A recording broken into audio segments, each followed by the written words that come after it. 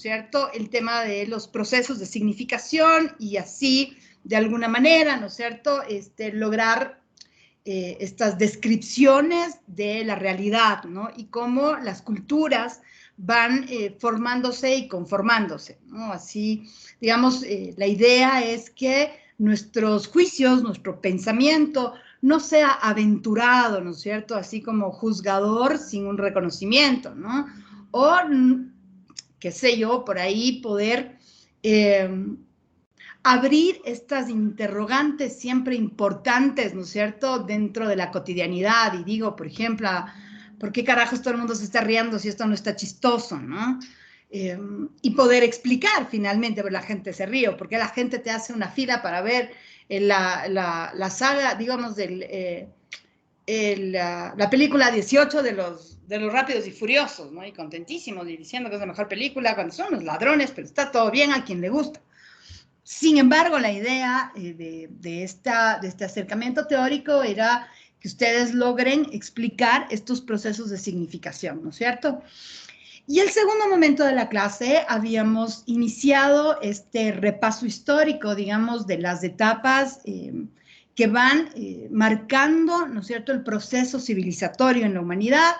Y pues habíamos mencionado, ¿no es cierto?, que esta Edad Media es el momento del oscurantismo, ¿no?, en donde vivíamos en un sistema feudal, en donde teníamos un autoritarismo que estaba sostenido en la institución, mejor dicho, en el rey, ¿no es cierto?, en los reinados, y en la institucionalidad de la iglesia como tal.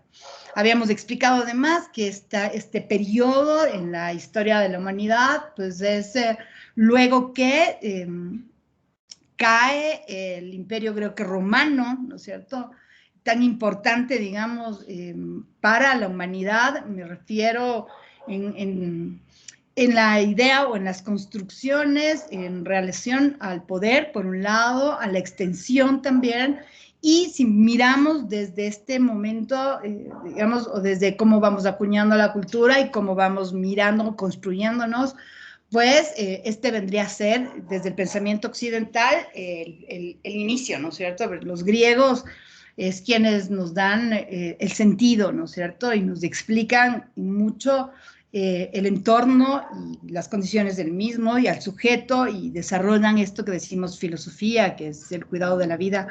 Y fíjense que esos griegos, digamos, eran matemáticos, eran astrólogos, ¿no es cierto?, digamos, las ciencias de ahí no tenían la división que sí viene después de la modernidad, en donde además, si se fijan ustedes, vamos clasificando a los sujetos de acuerdo, ¿no?, al lugar de la ciencia que les ocupa, que les preocupa, y pues así de alguna manera vamos como también homogeneizando de formas interesantes. Pero bueno, habíamos dicho que esta época, ¿no es cierto?, medieval, o esta Edad Media, pues de la ciencia tiene un pare, ¿no?, todo lo que estaba relacionado con el conocimiento, hasta con los mismos saberes, con las interrogaciones, las preguntas y el cuestionamiento, estuvo condenado, ¿no es cierto?, de tal suerte que los sujetos tenían que sobrevivir en un ambiente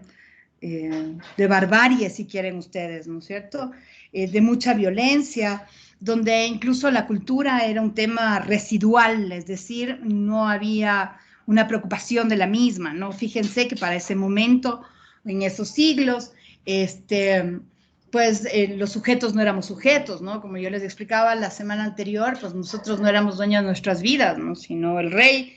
Y claro, la institucionalidad de la iglesia y de la religión.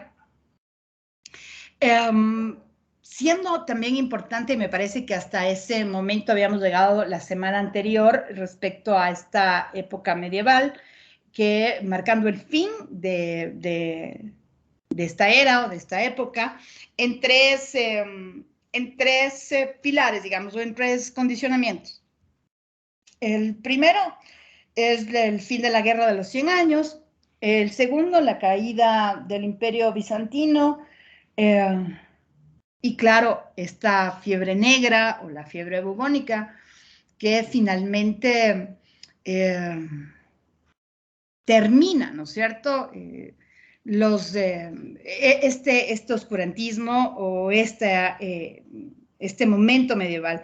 Pensemos, ¿no es cierto?, que para ese momento los sujetos estaban enfermos, estaban sin alimentos, es decir, en crisis, ¿no es cierto?, alimentaria. Además, ya medianamente sin educación, sin ser sujetos, digamos, que puedan poseer una decisión autónoma, ¿no? Esto de la libertad no existía. Y además siempre muy ansiada por los humanos, ¿no?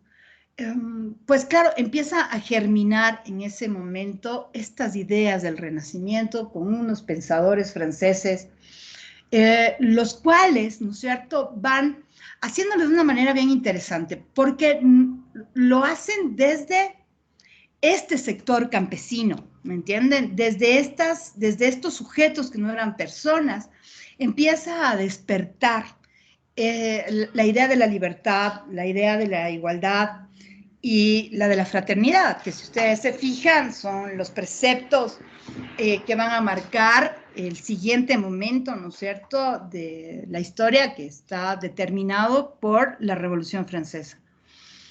Digo yo, si la libertad, la igualdad y la fraternidad de ese 1789, es decir, del siglo XVIII, y si acaso para el siglo XXI los hemos alcanzado. Porque finalmente uno piensa en la Revolución Francesa. Antes de explicarles esto, quiero decirles que esta clase de la Revolución Francesa está sustentada en un texto de Spielvogel, que me parece no les había compartido la semana anterior el de Margulis ni el del Spielvogel. Yo lo voy a hacer cuando terminemos la clase.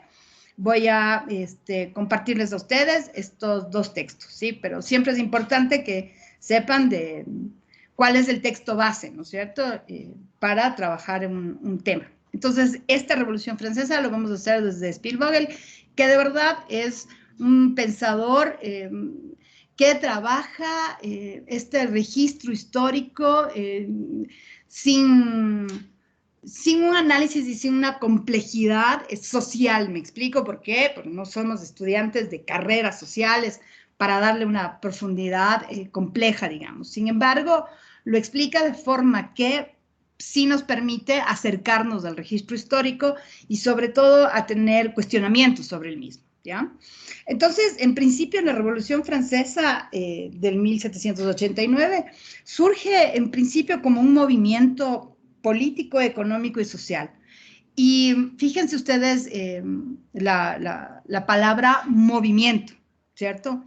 No es solamente, y como decía para ese momento el rey Luis XVI, es como una revuelta, que están así medio alocados. No, esto es una revolución, le dijeron al rey. ¿Por qué? Porque era un movimiento, es decir, venía acuñándose ya, ¿no es cierto?, estas ideas libertarias, este sentido de el ser humano, ¿no?, y de la palabra humanidad. Hasta ese Profe, disculpe momento. una pregunta. Dime. ¿Qué tan cierta es esa frase de María Antonieta que supuestamente decía que la población de Europa, de Francia, perdón, estaba con hambre y ella les dijo, si tienen hambre, coman pasteles? Sí, es verdad, ¿no? O sea, la María Antonieta era, digamos, ligera en la vida, ¿no? O sea, ella no se iba a complicar ni le iba a dar una importancia. Nadie le daba, me explico, es que no podían dar importancia a algo que no era importante. No eran importantes. O sea, estos sujetos, ¿no es cierto?, que trabajaban la tierra, que les permitían alimentarse, que les ponían la vida en las guerras, que de verdad se trabajaban, esos no eran importantes. Los importantes era esta monarquía, esta realeza, y claro, la iglesia, los demás no. Entonces no le iban a dar, pues si se mueren de hambre, se mueren, ¿me explico? No era una cosa que les inquietaba, ¿no? Pero claro, lo que nunca consideraron fue esta inserción, ¿no es cierto?, de las nuevas ideas, ¿no? Fíjense, hay una película, no le hago mucho ¿cómo se llama?, a Leonardo DiCaprio, pero hay una película de él que se llama El Origen. Si alguien la ha visto, sabrá de lo que hablo, ¿no? Pero en El Origen, al inicio de la película, están así como los que mandan en el mundo mundial, ¿no es cierto?, discutiendo lo que nos va a pasar al común de los mortales reunidos aquí. Y entonces ellos estaban discutiendo y uno decía que puede ser más letal, ¿no es cierto?, en la humanidad, que si una bacteria o un virus. Y estaban en esta discusión y en ese momento entra Leonardo DiCaprio y le dice, y el otro les pregunta, ¿no? ¿Qué onda? Y dicen, no, estamos discutiendo a ver cómo hacemos con esta humanidad, ¿no? A ver qué será más letal, un virus o una bacteria. Y el otro le dice, ninguna. Lo más letal son las ideas. Porque las ideas terminan por cambiar, ¿no es cierto?, la estructura.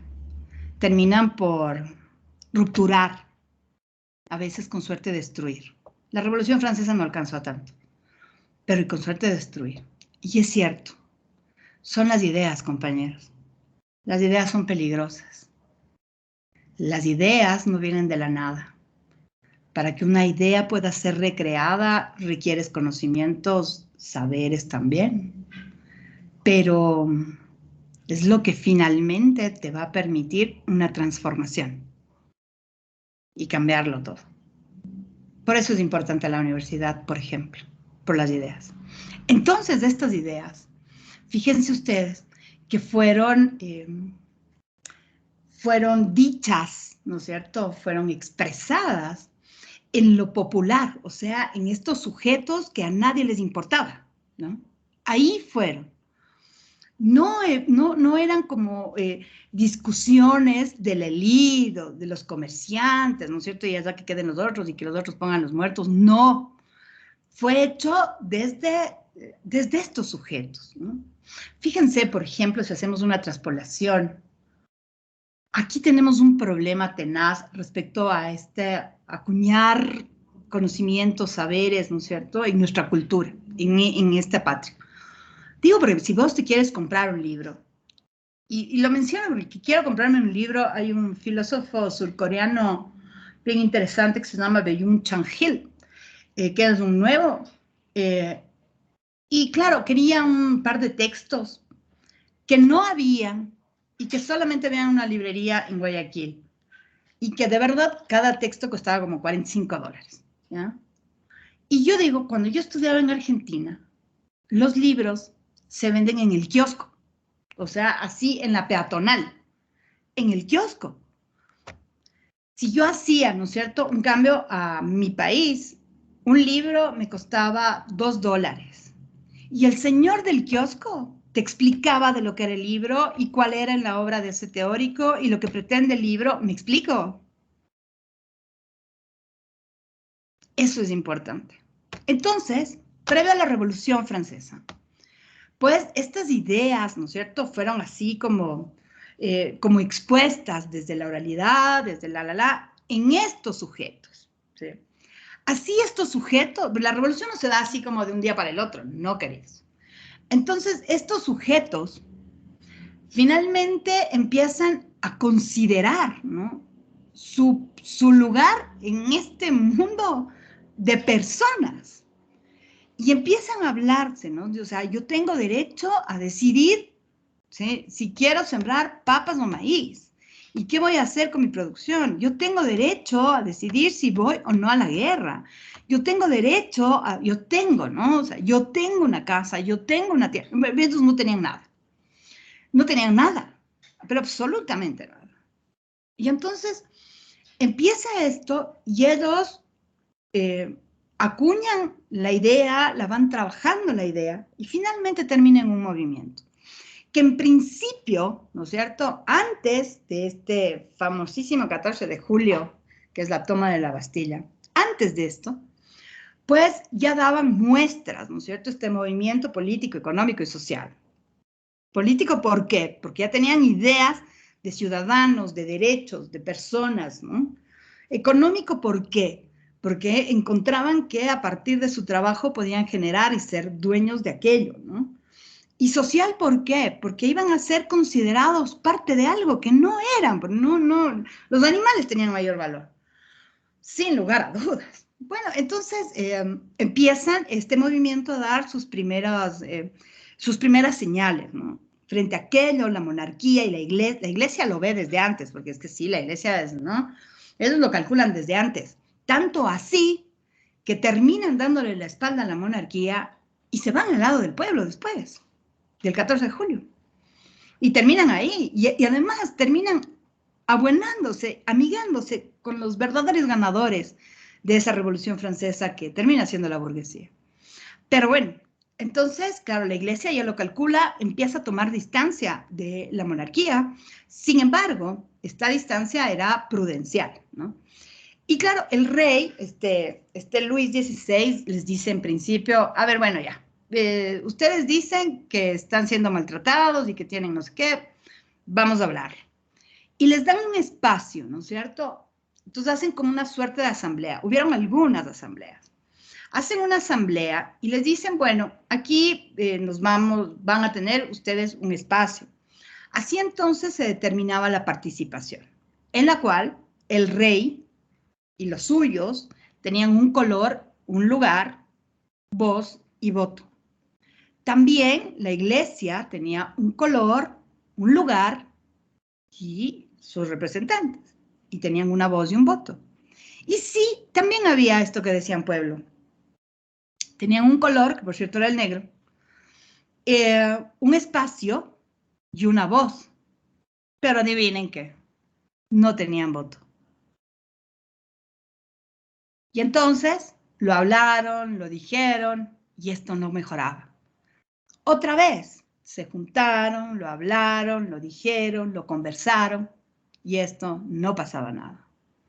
Hasta que llega ese 14 de julio de 1789, casi digo una tontería, y dicen que fueron 8,000 parisinos, quienes estaban provistos, digamos, de palos, ¿no es cierto? No tenían armas letales, ¿no? Pero de lo que encontraban o con lo que tenían. Y hacen esta toma de la Bastilla que es total y completamente simbólica, ¿no? Porque a la Bastilla, esta como era una prisión, iban las personas que eran consideradas un peligro para la monarquía, para el régimen. Y claro, ¿por qué? Porque tenían estas ideas, ¿no? Entonces estas ideas, como no pueden estar siendo publicadas ni estar contagiando a nadie con estos malos pensamientos, les mandaban a la Bastilla. Y digo, O sea, solo por pensar diferente, ¿no? Ajá, por pensar, verás. Por pensar, que eso ya es bastantísimo. Por pensar. Porque también pensar. Que ese tipo de cosas todavía se sigan dando en pleno siglo XXI, ¿no? Exacto. De eso se va a tratar su deber. Entonces, ellos ¿Me puede dar un ejemplo? ¿Ah? ¿Me puede dar un ejemplo donde se sigan violando esos derechos humanos? Sí, pero por supuesto. Viste, pero la idea de pensar, ¿no es cierto? En ese momento, fíjate vos, ¿no es cierto? En el siglo XVIII, pensar en que somos sujetos con esta palabra que vos dices derechos. Hasta ese momento no habían derechos. O sea, la Carta de los Derechos fue después. No habían derechos. Entonces, pensar que sí podemos hablar, pensar que sí podemos tener una casa nuestra, una tierra que la trabajamos y que nosotros podemos, ¿no es cierto?, destinar esa producción. Pues estaba siendo impensable, ¿no? Esto, digamos, era terrible. Por eso es que les encerraban en la Bastilla. Esta Bastilla se dice que tenía 7 presos. Y habían, dicen, 5 veces más cuidadores que presos. O sea, habían más guardias que presos. Habían 7 presos. Presos importantes que luego lo registra la historia. Pero fíjense que estos parisinos no fue una casualidad, no fue un aloque ni un arranque, ¿no? Sino lo que se dice, un movimiento político, económico y social que lo pensó y tomaron exactamente el símbolo que debían tomar, que era la Bastilla, donde además estaban los suyos. Entonces, en este momento, van donde este Luis XVI y le dicen, ¿no? Se están tomando la Bastilla. Y el Luis XVI, como ya les había tenido entretenidos, ¿no es cierto?, en esto de las asambleas, y ahí, si fijan ustedes, están determinados los ciudadanos de primer orden, de segundo y de tercer orden. Los de primero y segundo orden estaba clarito, tenían voz y voto. Adivinen quiénes eran los de tercer orden. Si hacemos una traspolación a la sociedad en la que vivimos, adivinen a quién les pusieron la vacuna primero. Cuando uno cree a ratos en esta recreación mal hecha de democracia, que finalmente nosotros terminamos en una decisión, si juntamos esa sociología de la cultura con estas acciones y decimos, finalmente terminamos haciendo lo que quieren que hagamos. Y de pensar, nada. Entonces, le dicen a este Luis XVI, ¿no es cierto? Vea, se están tomando la Bastilla. Y el otro, como ya les tenía entretenidos en el primer segundo, les dice, déjales, es una revuelta. Y ya les voy a reunir, ¿no? Para decirles que ya vamos a hacer. Y la respuesta, ¿no es cierto?, fue no, esta no es una revuelta, es una revolución. ¿Sí está clara la diferencia? Eso me recuerda una frase. Los cambios son con revoluciones. Eso me recuerda una frase que dice que cuando la tiranía es ley, la revolución es orden. Más o menos. Entonces, ahí digamos, y el momento es importante en la historia porque de ahí en adelante se va a escribir lo que decimos la historia moderna, ¿no es cierto?, en donde va a estar la Revolución Francesa, de la que vamos a seguir hablando, pero no puedo dejar de mencionar la Revolución Industrial, tanto la primera como la segunda, pero sobre todo quiero mencionarles lo siguiente. Fíjense ustedes, yo les había dicho que esto sucede el 14 de julio de 1789. Sin embargo, los Estados Unidos de América, fíjense que ellos eran una colonia inglesa, ¿no es cierto? Y Francia está ahí al ladito, de vecinos, de los dueños del mundo, de los ingleses. Entonces, al ser una colonia inglesa, finalmente en estos estados que eran colonias británicas, se dice, ¿no es cierto?, se cuenta, se registra que eran 13 colonias británicas, y las ideas son tan poderosas que no se quedan en esa Europa y en ese momento, o sea, en el siglo XVIII, ¿ya?, sino que viajan, ¿no es cierto?, y llegan a América esas ideas. Y les quiero mencionar esto porque finalmente estas colonias británicas, ¿no es cierto?, se hacen una confederación y dicen, bueno, si en Europa están hablando de la libertad, si en Europa están hablando ¿por qué nosotros vamos a seguir a órdenes del rey? De los ingleses. Y fíjense que ellos lo hacen primero. Y ahí se hace esta confederación y ellos lo hacen en 1776. Pero esto dura entre 1756 y 1763 para dar a luz al 76, que es en donde finalmente se cambia, ¿no es cierto?, o se deja de ser una, digamos, una colonia británica y terminan siendo los Estados Federados. Y nace esa nación resplandeciente que tanto seduce a muchos, ¿no? Pero hay que mencionar que ellos lo hacen primero. Y tanto es así que los franceses, que son quienes lo habían pensado en principio, y seguían con esto de sigamos en la asamblea, a ver si nos hace caso el rey, no sé qué, ellos dicen, bueno, pero si ya lo hicieron en América, ¿por qué nosotros no podemos, ¿no es cierto?, liberarnos del rey? y liberarnos de este sistema. Así entonces, pues se da lugar este nuevo momento que está liderado, manejado como este movimiento político, económico y social que va a promulgar estos 3 preceptos que supongo desde el colegio los habrán escuchado, que es la libertad, la igualdad y la fraternidad. Preceptos que si uno se lo piensa y estamos en el siglo XXI, no han sido alcanzados por la humanidad. Porque además déjenme decirles que yo no sé si es que hoy, siglo XXI, los humanos no somos más esclavos que en el siglo XVIII. Si no, habría que preguntar a un estudiante si puede estudiar, bueno, en caso de pandemia imposible, pero salvando aquello, sin internet. Porque creen que sin internet es imposible, ¿no? Aunque vayas a presencial. Recuerdo cuando yo estudiaba en Argentina, una compañera dice, y le preguntaba, ¿hicimos el deber? ¿Hiciste? No, no hice. ¿Por qué no hiciste? Porque no había internet, dice. Yo no, qué carajos, ¿no es cierto? Ya tienes 50 años, mierda, eres profesora universitaria y me vienes a dar esta respuesta, no me jodas. Me explico. No sé cuántas personas, ni siquiera en un orden etario, es decir, de generación, viven en el siglo XXI sin una cuenta de Facebook, sin una cuenta de arroba, sin una cuenta, no sé cuántas. Pero No eso sé porque es cuántas útil, no personas porque realmente. es útil. ¿Qué has dicho, Héctor? Que, o sea, las cuentas esas que tenemos son porque, o sea, porque son útiles. Por ejemplo, la de correo, sí, te sirven. Y no sé si tienes una cuenta Yo no en- digo que sí. no. O sea, es que eso no lo estamos discutiendo.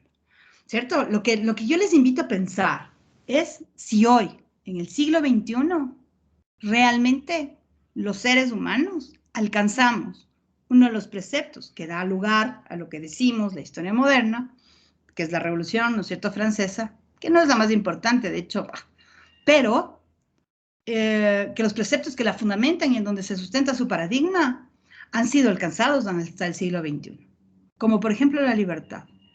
La gente cree, ¿no es cierto?, que porque no trabajas para alguien en una empresa o para el gobierno dentro de lo público y tienes un emprendimiento, eres libre. Y no, no eres libre. Eres un esclavo del capital.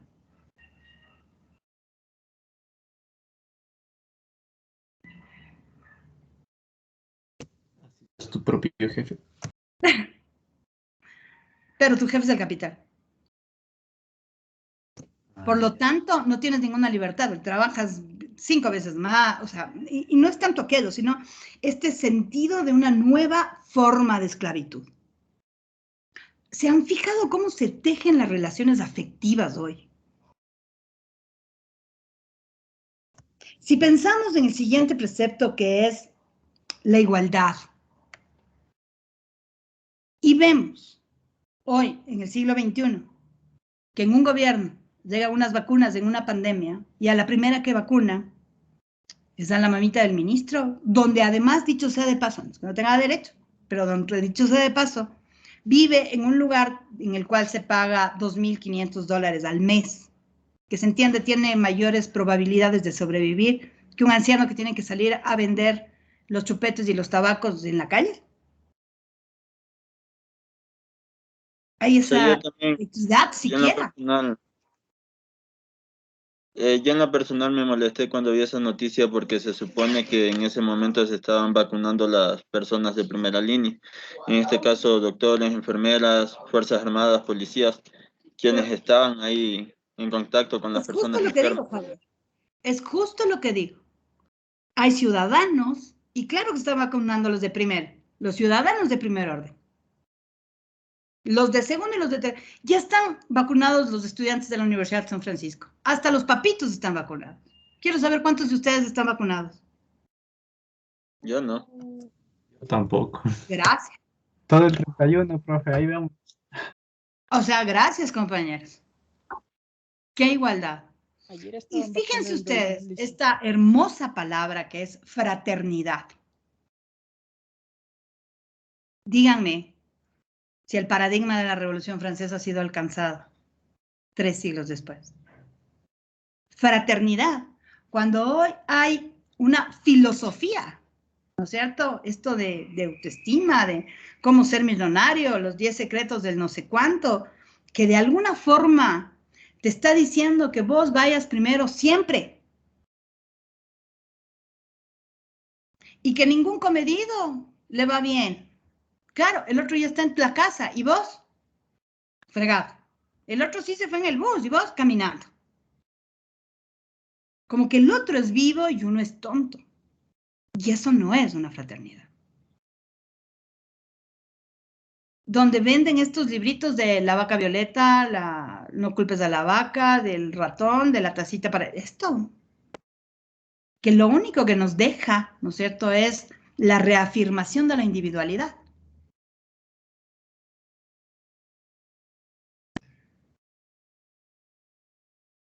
Donde cada vez somos menos humanos. Entonces la idea, por supuesto que estaba todo bien, ¿cierto? El paradigma estaba bien planteado. Libertad, igualdad y fraternidad. Pero, ¿y acaso desde ahí es que viene torcido, no? Porque si se fijan ustedes, quien empuja la revolución en mucho, o sea, la idea germina, pero quien la empuja, ¿no es cierto?, son los arribistas de siempre.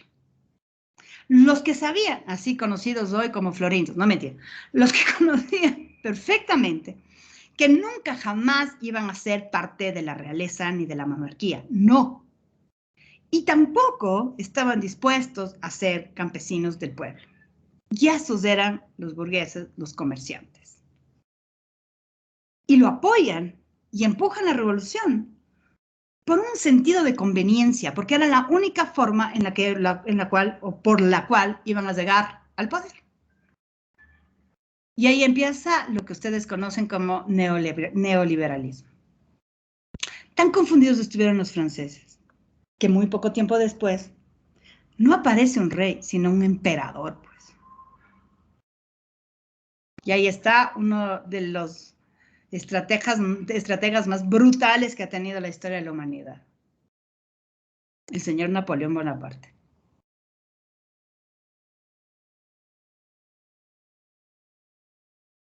¿Cierto? Entonces, la revolución no hay que quitarle a la francesa lo que hace y lo que trae consigo también, ¿no? Este espíritu y un espíritu revolucionario siempre va a traer estos preceptos políticos, y mucho dice Spielberg, liberales y nacionales que terminan, ¿no es cierto?, por dar un lugar a lo que en ese momento ya se estaba categorizando como tal, ¿no es cierto?, que son los seres humanos, y ahí está Declaratoria Universal de la Carta Universal de los Derechos Humanos por primera vez, tal vez y lo más rescatable. Ahora, yo pregunto, ¿cuántos de esos derechos son ejercidos por los ciudadanos? Que también es una categoría, digamos, y un concepto nuevo en el momento, me refiero, ¿sí? ¿Qué hora es? Bueno, finalmente la revolución, ¿no es cierto?, francesa, desplaza a la nobleza, la burguesía se posiciona, y pues hay un texto bien interesante, ya me voy a acordar, que cuenta un capítulo sobre un evento parisino, ¿no? Recién acuñada la revolución. Fíjense que recién acuñada la revolución, una de las cosas interesantes, ¿no es cierto?, por las cuales, las cuales les invito a pensar, es esta traslación de la gente, ¿no es cierto?, y este inicio de la traslación de la gente desde los campos a la ciudad. La ciudad te permite alcanzar, ¿no es cierto?, la idea de la educación, la idea de la salud. ¿Por qué? Porque en el campo, hasta que llegues a la escuela, si hoy, en el siglo XXI, se les hace complicado, fíjense ustedes en ese momento. El acceso a la salud, ¿no es cierto? Entonces la ciudad te daba aquello y daba esta idea, este sueño del mejoramiento de las condiciones de vida para los sujetos.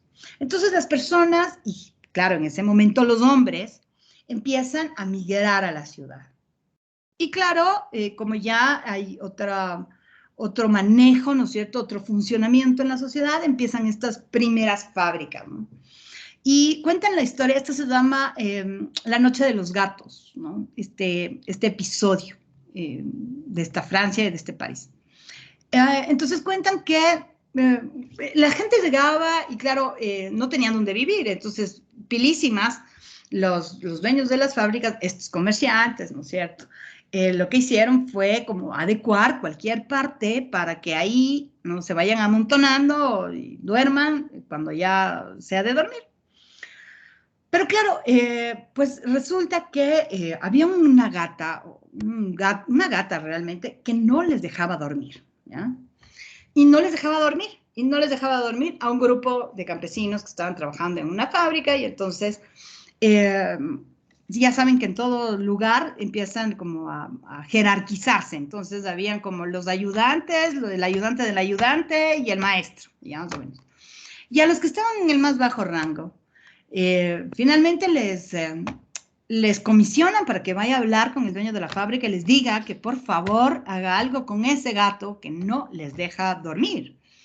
Y que claro, no les deja dormir, no pueden descansar en esas condiciones nada humanas, con sueldos nada humanos, pero bueno, que no pueden trabajar bien. La esposa del dueño de la fábrica tenía una gata que era una gata gris, ¿no? Y entonces el dueño les dice, bueno, yo no puedo hacer nada, ¿no? O sea, yo no me puedo meter con mi mujer, además ella tiene un gato, aguántense al gato, o sea, aquí no se puede hacer más. Estos trabajadores se juntaron y dijeron, bueno, ¿qué vamos a hacer? Porque es que dormir no hay cómo, ¿no? Se juntan y, bueno, deciden hacer sus turnos y ponerse bajo la habitación de este señor dueño, de este comerciante, y empiezan a maullar toda la noche, ¿no es cierto? Una noche medio las aguantó, el otro estuvo mal todo el día, luego a la tercera noche no llega, ¿ya? Se despierta ya después de 3 noches sin dormir y les da una orden a sus trabajadores y les dice, maten a los gatos. Entonces, ¿qué nos deja esto? Para esos trabajadores, fíjense ustedes, que ellos, sus necesidades, después de la revolución, valían madre. Porque lo que importaba era él. Eso por un lado. O sea, su vida, sus necesidades eran menos que las de los gatos. Pero y además, si se fijan ustedes, esto termina pagando los que nada tienen que ver, que son los gatos. Y entonces estos, realmente enfurecidos, fueron con todos los gatos, al gato que encontraban, palo con el gato. Empalaron a los gatos y los pusieron en la plaza. Y ustedes no saben cómo les fue a los gatos grises, sobre todo, por lo que representaba. Así, entonces, ¿no es cierto?, se da esta revolución. Si se fijan ustedes, donde ese pueblo campesino de la Edad Media sigue igual o peor, digamos, condición. Porque es que además empiezan a recrear sueños que no lo logran. Porque en ese París empieza a clasificarse la ciudad y las cosas de acuerdo a qué ciudadano eres. Entonces hay el barrio donde son los comerciantes, los burgueses y tienen y la. Pero también hay el barrio de los obreros. Y también hay el otro, donde nadie quiere estar y todo el mundo sabe que existen, donde están los alcohólicos, las prostitutas, los ladrones. Y cada uno de esos va a recrear la clase en la cual estás sentado, sin posibilidad de pasar, dicho sea de paso. Porque así como los reyes no dejaron pasar a los comerciantes burgueses, ellos tampoco iban a dejar pasar a los obreros. ¿Alguna pregunta? No. No. Entonces el gato murió. Los gatos. Sí, todos los gatos. O sea, por eso se llama, este episodio se llama La Noche de los Gatos. Ya voy a, espérense, por aquí tengo. Ya voy a decirles de quién es este, porque además es bien interesante. Hay varios relatos de la Revolución Francesa. Ay, busquen La Noche de los Gatos en el Google. A ver, dejen buscar. Para eso tal vez les sirve el Google. Ya le salió el autor.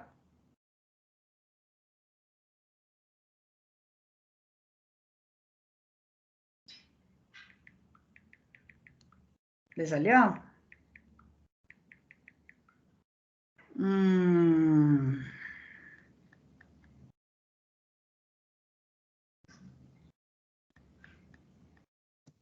Una canción en YouTube. No. Una película de horror mexicana. Hay que saber Creo buscar. que dice Nicolás Contat, pero no sé si No. será verdad. No. O dormir a un gato por la noche me sale. No. A ver. Ya les voy a decir. Hay que saber buscar. A ver.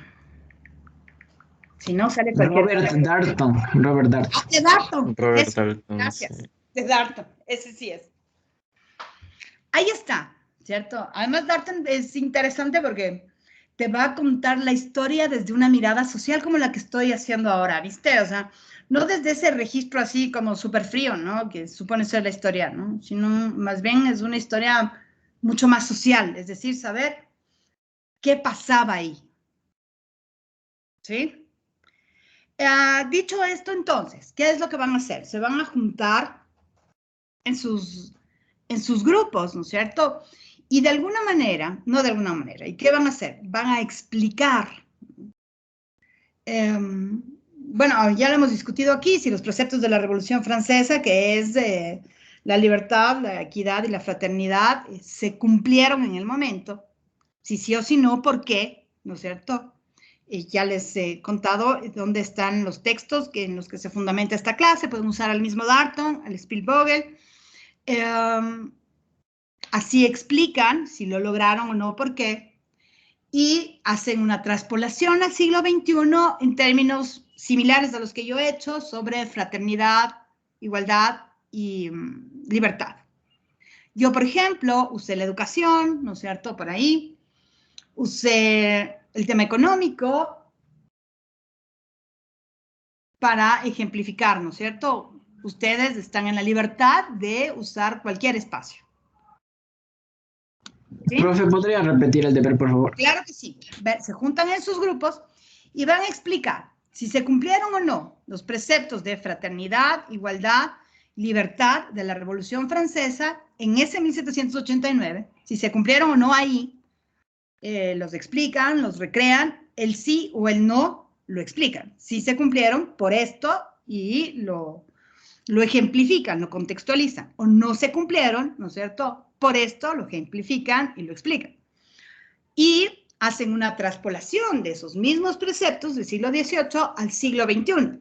Y entonces, si decimos que la Revolución Francesa fue un movimiento político, económico y social, miren dentro de ese orden, ¿no es cierto?, si los preceptos de libertad, igualdad y fraternidad han sido cumplidos para el siglo XXI. Si sí, las razones y la contextualización, y si no, las razones y la contextualización. ¿Sí? Profe, una pregunta. ¿Esto hay que presentarlo en escrito, en presentación, o cómo le explicamos a usted? En escrito y en presentación, porque es que siempre lo exponen también, ¿no es cierto? Para... Como la anterior vez, entonces. Exacto, tal Ya, cual. gracias. Dale, Sebastián. ¿Alguna otra pregunta? No. Ya entonces ¿Cómo? quedemos de amigos. Dime, Don.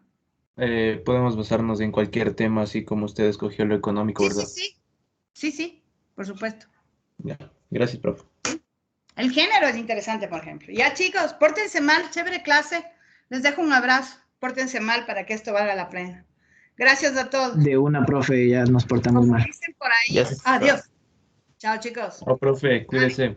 Chao, chao. Esta mesa-